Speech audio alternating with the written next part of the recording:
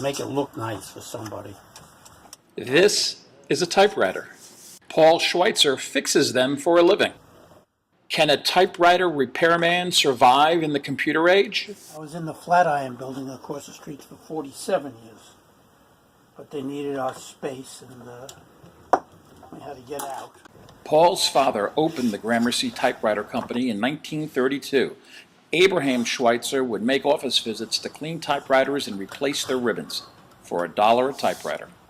After the Navy, Paul joined his father fixing typewriters. That was 56 years ago. And we make the proper adjustments and try to put them back into tip-top condition.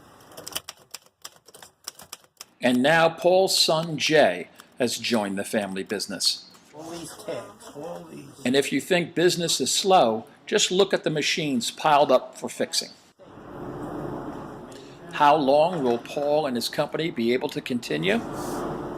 I don't know, but I'd like to think wherever there's a broken typewriter, there'll always be a Schweitzer there to fix it.